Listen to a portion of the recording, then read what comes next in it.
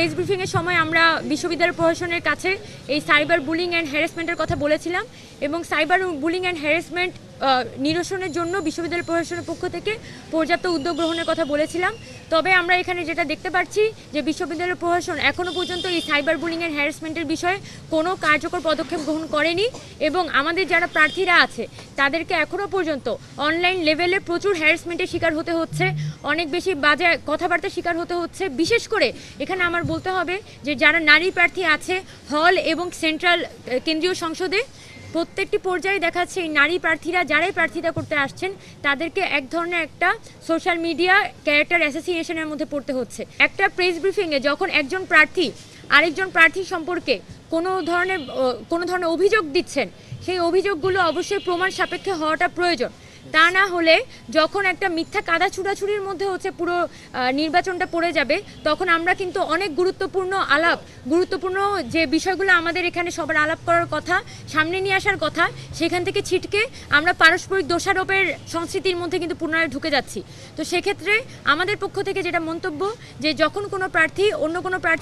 প্রার্থীর বিরুদ্ধে অভিযোগ দিচ্ছেন সেটা অবশ্যই সম্পূর্ণ প্রমাণ সাপেক্ষে এই অভিযোগটা প্রদর্শন করা উচিত। তা না হলে বিশ্ববিদ্যালয়ের প্রশাসন যাতে এই বিষয়ে একটা কড়া নজরদারি বা একটা কড়া পদক্ষেপ নেয়, যাতে কোনো প্রার্থী চাইলে আরেকজন প্রার্থীর সম্মানহানি বা কোনোভাবে মানহানি করতে না পারে। আমরা গত ডাকসু ইলেকশনে যে কারচুপির কথা বলি, যে লাইন জ্যামিংয়ের কথা বলি, তার সাথে যুক্ত হয়েছিল এই অনেক দেরি করে বা গভীর রাতে এখানে ডাকসুর ফলাফল ঘোষণা করা। আমরা যেটা মনে করি যে বিকাল 3টা বাজে যেহেতু এখানে ভোটের শেষ সময়, তাই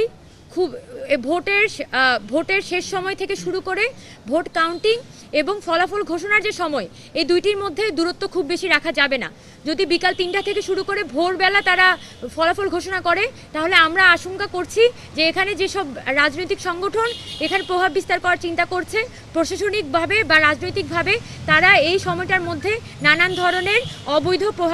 অবৈধভাবে এখানে ভোটের ফলাফল পরিবর্তন করতে পারে।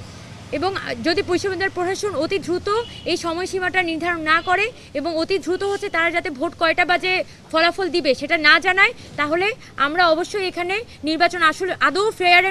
অ্যান্ড ফেয়ার হবে কিনা সে বিষয়ে আমাদের আশঙ্কা থেকে যাবে। এবং আমি হয়তো অনেক সময়ই টকশোতে যাচ্ছি, কথা বলছি, কিন্তু আমরা যখন এখানে নির্বাচনে দাঁড়িয়েছি আমাদের প্রধান কনসার্নটা হচ্ছে আমরা যাতে আমাদের ছাত্রছাত্রীদের সাথে ইন্টারেক্ট করতে পারি, আমরা যাতে আমাদের সহপাঠীদের সাথে কথা বলতে পারি, তাদের কাছে ভোট খুঁজতে পারি, তাদের খোঁজখবর নিতে পারি। কিন্তু আমি গত কয়েকদিনে যেটা অনবরত ফেস করে যাচ্ছি, যেখানেই যাই যখনই একজন ভোটারের সাথে আমি কথা বলতে যাচ্ছি তখনই চারপাশ থেকে মিডিয়া কর্মীরা ঘিরে ধরে এবং ফলাফল যেটা হচ্ছে আমার সাথে আমরা যারা যাচ্ছি আমাদের সাথে ভোটারদের এক ধরনের একটা ইতস্তত বোধ, ভোটাররা আমাদের কাছে আসতে ইতস্তত বোধ করেন এবং সবাই মনে করেন যে আমরা মনে হয় ক্যামেরায় চেহারা দেখানোর জন্য হচ্ছে তাদের সাথে কথা বলতে যাচ্ছি। কিন্তু আমরা আপনাদের কাছে অনুরোধ করব যে আমরা যদি আপনাদেরকে জানাই, আমরা সময়সীমা তো আপনাদেরকে জানিয়েই দিব যে আমরা কোথায় যাচ্ছি না যাচ্ছি, এটা তো আমরা মিডিয়া গ্রুপে জানিয়েই দিই। যখন আমরা রাস্তাঘাটে যাচ্ছি